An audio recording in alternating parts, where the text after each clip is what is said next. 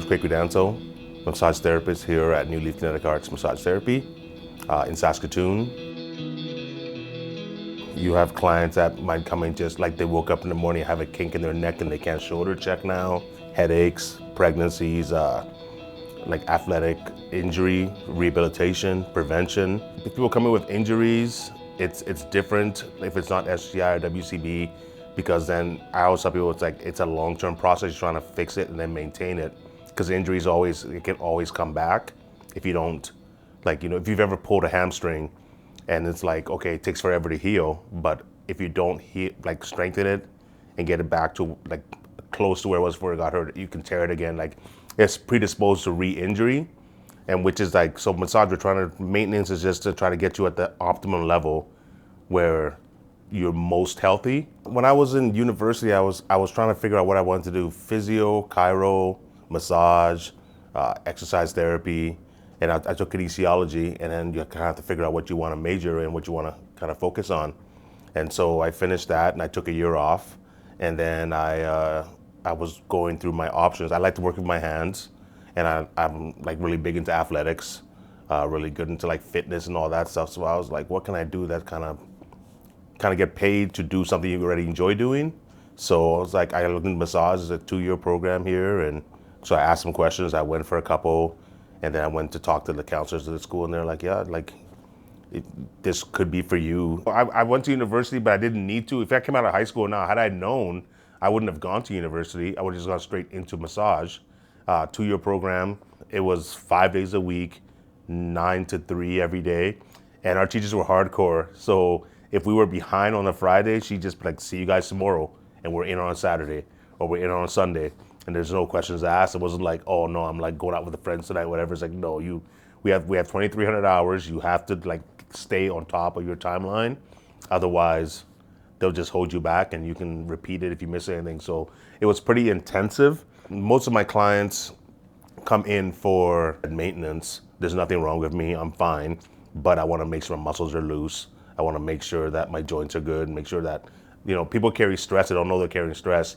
So people always think of stuff as in sickness is physical, whereas massage, we have to deal with the emotional too. You're at work every day, 8 hours a day, you're sitting behind a desk, you're just behind a computer, and people don't think about the stress of being the posture cramped over every day. And then so you come in and they're just shocked that they're so tense in the shoulders, they're starting to get headaches, they might not drink enough water. So then you have to kind of set up a treatment plan to be this is how you can maintain your optimum health and then take care of yourself. A lot of the massage is 50% what we do in the room and 50% what you do outside of here. So if you come and get a massage and you go out and you don't take care of yourself at all, you'll be right back kind of where you were when you first came in, and it's just you're just yo-yoing instead of trying to get to an optimum place. Our pain scale for massage is 1 to 10.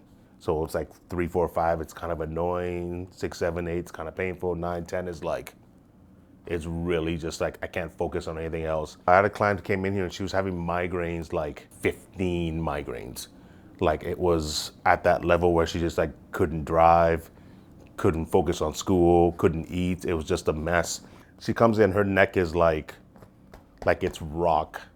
And normally, you work on someone for 10, 20, 15 minutes, it starts to loosen up a little bit. You might work the whole neck just a whole hour, but at some point it starts to loosen up. You kind of get through the muscle. And I was 45 minutes in and this is not budging. My thumb is just hitting rock. I was like, man, this is gonna be a problem. So the 50-minute mark, it starts to finally relax a little bit. And she's like, my head's kind of clearing out, the migraine's kind of leaving this side, but it's still kind of there. And I was like, yeah, it's your first treatment. So you kind of have to get people's expectations tamped down that it took you 30, 40 years to get here. So we can't really fix it overnight. With her, she'd come and see me and we work the muscle down. Then she'd go see her chiropractor and he's doing adjustments because her vertebrae was rotated. So this chiropractor is literally moving her a 1/10 of a millimeter every treatment. And he's we're just trying to get it back to where it is. So you got to go see your massage therapist because we have to relax the muscles. And so she comes and sees me every week for 2 years. And it was just relax the muscle, go get adjusted, relax the muscle. So the last time she went to go see him 18 months in, he's adjusting as a pop. And then she's just like, whoa, like my head just cleared up. And then he's taking x-rays, so he like look at the x-ray and it's all lined up and like instantly cleared the migraines. It was a process, right? It's 2 years and you have to be diligent. Like she has to do her stretches, she has to do her exercises too.